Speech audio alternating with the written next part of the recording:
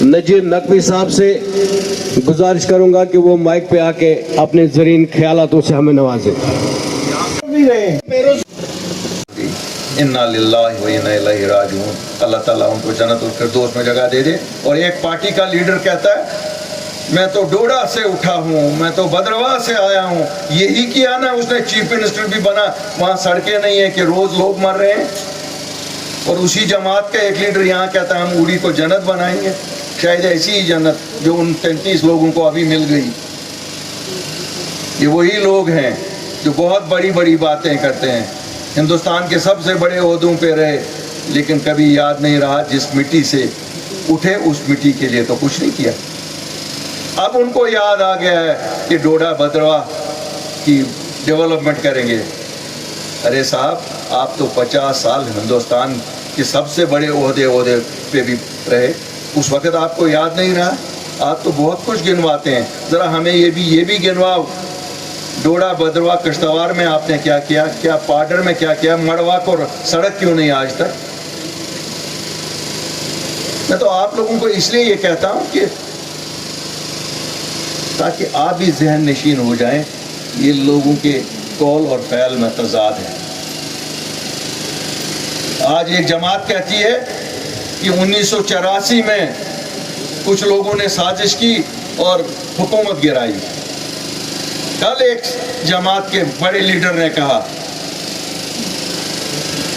کیا یہ کسی خاندان کی جاگیر ہے جو حکومتیں بنتی ہیں؟ ڈیموکریسی ہے، ڈیموکریسی میں جس کے ساتھ ایم ایل اے ہوتے ہیں اسی کی حکومت بنتی ہے۔ ڈیموکریٹکلی اگر ان سے لوگ بھاگ گئے، کیوں ان کو لگتا تھا کہ لوگ جو ایم ایل اے ہیں وہ شاید ان کے گھر کے نوکر ہیں۔ وقت گیا، اس وقت 84 میں ایک گروپ نکلا جو ہمت والے تھے، جو باغیور تھے، جن کو یہ تھا کہ وہ عزت نفس کا سودا نہیں کرنا چاہتے تھے، انہوں نے اکھاڑ پھینکا اس سرکار کو، اور اس سرکار کے چرچے آج تک ہوتے ہیں۔ ہم تو شاید 20-22 سال کے تھے تب، لیکن ہمیں بھی فخر ہے کہ ہم نے بھی وہ سرکار دیکھی، اور اس سرکار میں جو کام ہوا ابھی تک لوگ یاد کرتے ہیں۔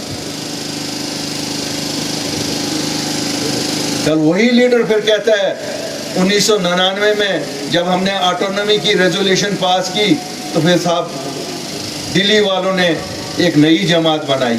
ارے ہمیں کیا سنا رہے ہو؟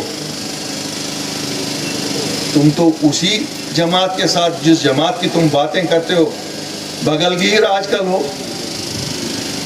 تم لوگوں کو تو نوالے ہی نہیں نیچے اترتے ہیں گلے سے ایک دوسرے کے بنا، لیکن جب نکتہ چینی کرنے کی بات آتی ہے تو آپ دوسروں پہ نکتہ چینی کرتے ہو۔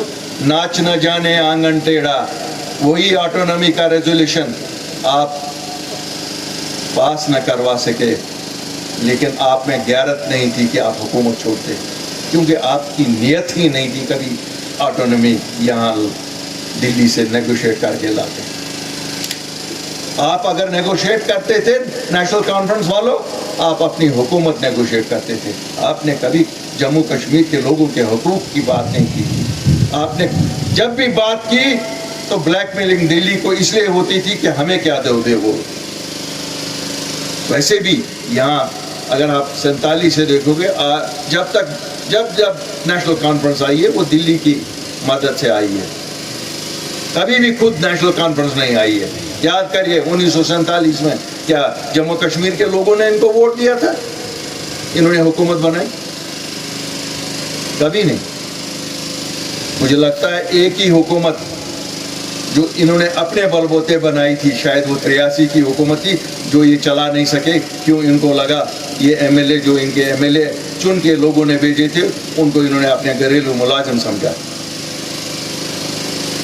1987 میں راجیو گاندھی کی مہربانی سے بنی، اور اس حکومت کا خمیازہ ہم آج تک اٹھا رہے ہیں۔ 2 لاکھ بچے شہید ہوئے، قبرستانوں کی نظر ہوئے، وہ اسی 87 کے الیکشن کی دہن ہے۔ کیا یہ سچ بات نہیں ہے؟ 1996 میں آپ نے سودا کیا ہمارے شہیدوں کا.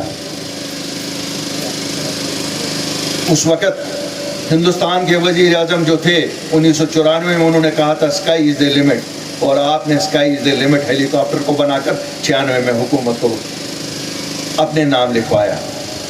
کیا کیا آپ نے؟ آپ کو لگتا ہے جموں کشمیر کے لوگ بھول گئے ہیں؟ آپ نے کوٹا نہیں لایا, آپ نے ٹاسک فورس نہیں لایا, اور پھر کہتے ہو کہ ہم نے جموں کشمیر کے لوگوں کے لیے بہت کچھ کیا. یہی کچھ کیا ہے, سب کو یاد ہے. ہم ابھی بھی یاد ہی کرتے ہیں, لیکن سوچتے تھے کہ ایک نئی سیاست کریں, کیونکہ بہت کھو چکے ہیں ہم لوگ, لٹ گئے ہیں ہم جموں کشمیر کے لوگ. اور جو کچھ آپ نے باقی رکھا تھا وہ 5 اگست 2019 کو بھاجپا نے دیا. کیا کیا آپ لوگوں نے 5 اگست 2019؟ اس سے پہلے آپ لوگوں نے ووٹ مانگے لوگوں سے. 2 مہینے پہلے الیکشن جو ہوا تھا, ہم سب نے, میں نے بھی نیشنل کانفرنس کے لیے اپنے ساتھیوں کو بولا ووٹ دے دو, کیوں یہ کہہ رہے تھے 370 اور 35 کو بچائیں گے. بچایا آپ نے؟ آپ نے تو غیرت کرسی چھوڑنے تک کی نہیں ہوئی. ابھی بھی اس وظیفے پہ ابھی چل رہے ہو.